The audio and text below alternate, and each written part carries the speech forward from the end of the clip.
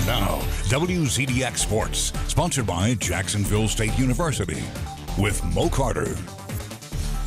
The second to last college football playoff rankings were released tonight, and once again, there was no movement among the top three teams. But things got really tight in spots 4 through 6. See, Alabama, Clemson, and Notre Dame all remain gridlocked in those top 3 spots. However, following them, Georgia, Oklahoma, and Ohio State, they were battling it out for 4, 5, and 6. Michigan fell all the way to 7. UCF is 8. Florida and LSU, they round out the top 10. Kentucky, they are the next highest SEC squad at 15.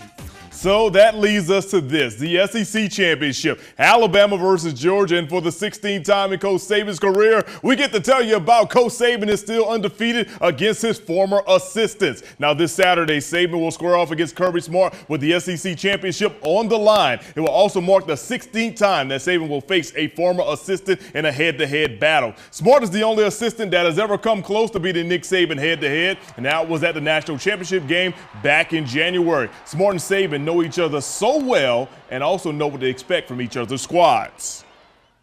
I think Kirby's done a fantastic job there in terms of taking the players that were there and developing them in the style that he wants them to be, and doing a great job of recruiting to get new players to come and, you know, buy into their system. It's not about me, it's not about him, it's not about the fact that we work together. It's never about that to me, because I don't see it that way. I see a really good football team on the other side that our guys have earned the right to go play against, and that's really all it is for me.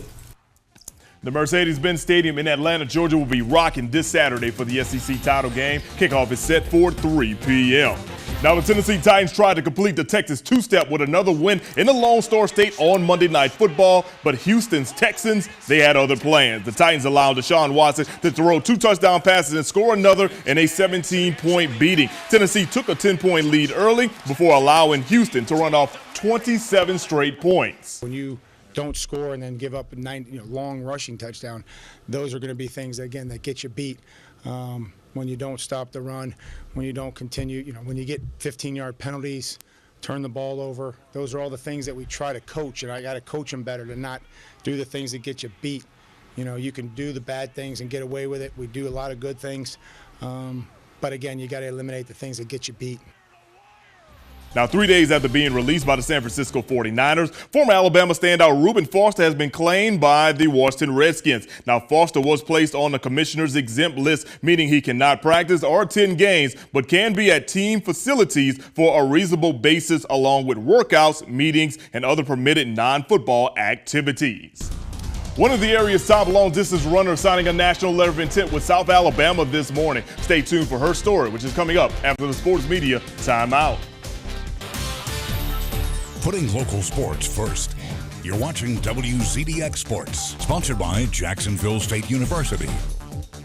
The early signing period for winter and spring sports continuing today in the Tennessee Valley at James Clemens High School with Jet Star runner Elizabeth Holcomb. This morning, the 5-year letterman signing a national letter of intent with South Alabama. She'll run both cross country and track for the Jaguars. Holcomb has been with the varsity since she's been in 8th grade and holds a school record in both the 3,200 and 5,000. Her scholarship to South Alabama is actually both academic and athletic, which means that she'll be majoring in biology.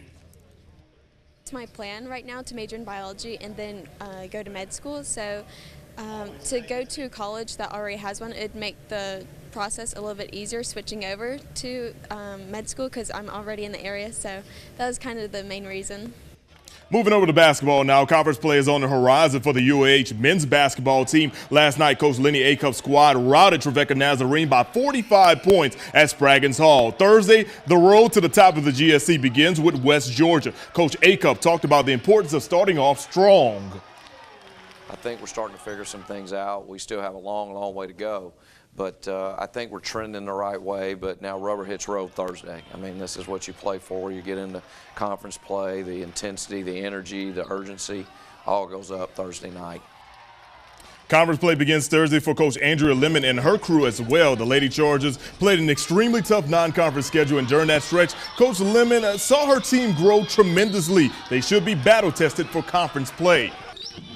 It's probably our toughest schedule that we've had in 5 years, but that's by design because I think we've got the most talent that we've had, really from top to bottom. We've got the most depth that we've had in about 5 years. So we need those tough games to prepare us for conference play. Here's a look at how the teams match up on both sides. The women's game tips off at 5:30 Thursday at Spraggins Hall. And finally, Madison Academy grad Josh Langford had 2 first-half points against Louisville tonight, but in the second half he caught fire. Off the screen he catches, pulls up, and sinks the bucket, giving Michigan State a lead. Later, Langford creating separation, and he'll sink another jumper to tie the game at 64. This game would actually go into overtime. Keep in mind, he only had 2 points at the half. Now in the extra period, here's Langford once again pulling up and nailing another bucket. 15 points for the local standout, but it wasn't enough as Louisville edges Michigan State 82-78 in overtime. So he had a great second half, but unfortunately he missed some free throws down the stretch, and they couldn't make a couple of shots to allow Louisville to actually pull away. But that's one of those learning type situations that they'll be able to find a way to bounce back. Plus, I expect this young man to be in the NBA coming up very soon. Yeah, I was going to say, he definitely did a lot of good in the game, so you can't be completely bummed out about it, exactly. Right? Learning experiences, though, in this case. There you go.